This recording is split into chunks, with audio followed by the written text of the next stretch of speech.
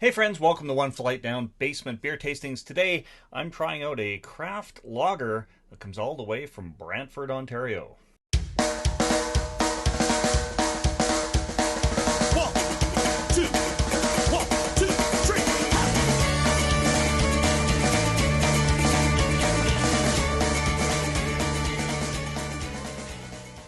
Alright, so this beer comes to me courtesy of my buddy Drew from Beer for Breakfast, Facts for Snacks. If you're not subscribed to Drew's channel, I almost called him Brew. Yeah, Brew. Let's just legally change your name to Brew. It's got to be Brew. Uh, if your name is Drew and you do beer reviews, you should just legally change your name to Brew. Anyway, subscribe to Brew. He sent me this beer. So he's not a big fan of craft lagers, so I'm surprised that he sent me a craft lager until we talked about it a little bit more.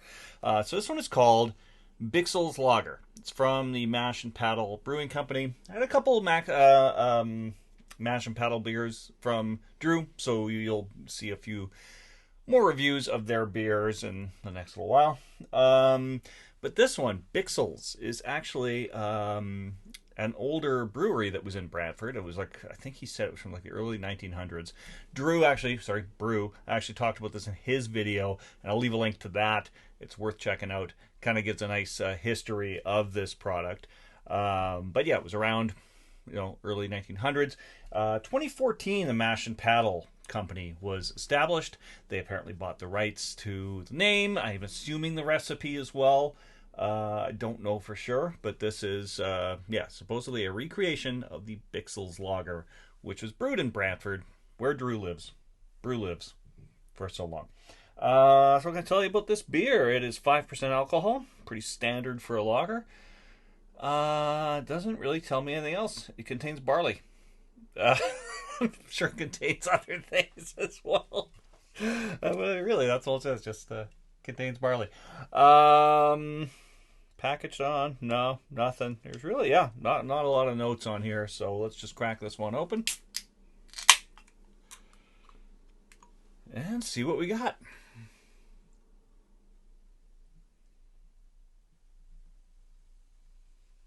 Some nice activity in there. Upside down snowfall, as Brew would say. Nice, sort of clear. You can see my face, right? Nice clear, golden beer. Pretty standard for a lager. Let's see what it's like on the nose. Oh, it smells pretty good. Definitely getting a bready note. Pretty strong bready note, actually. Maybe a touch of sweetness. All right, let's go in for a sip.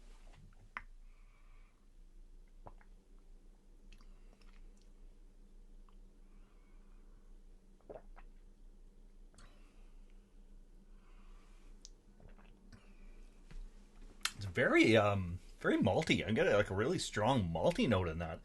That's quite nice. Not what I was expecting at all. It does still taste like a lager. But I don't know. I guess maybe the lagers I've had more recently have been a little lighter in terms of the malty notes. This is a really strong malty note on it. Malty, bready. Got a nice little zip on the tip of the tongue when you take that first sip. And there's a lingering aftertaste. Again, it's just kind of that malty note that's in there. This isn't a bad lager at all. I'm kind of with Drew in a lot of ways. I don't buy a lot of craft lagers just because I find that they're a little more expensive, and I'm going to spend that extra money. I'd rather get like some kind of fancy adventurous IPA or something along those lines, or like a nice stout that I can relax with for a while.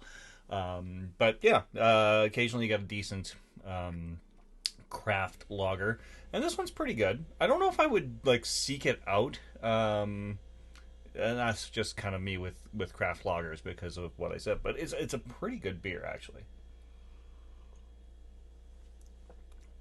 But yeah, it's just not necessarily any better than any other lagers that are out there. But yeah, that's not bad at all. Yeah, definitely get that. I can't get over how strong the malt note is on this one compared to a lot of other lagers that I've had. But yeah, I like it. It's good. Okay, Drew, thank you very much for sending this beer to me. I've got a bunch more brew beers coming up in the next little while. Everyone else, thank you so much for dropping by the Terry Isle Basement Pub. We'll see you all again real soon. Cheers. I'm tired and I need to go home. Been here all week just drinking alone.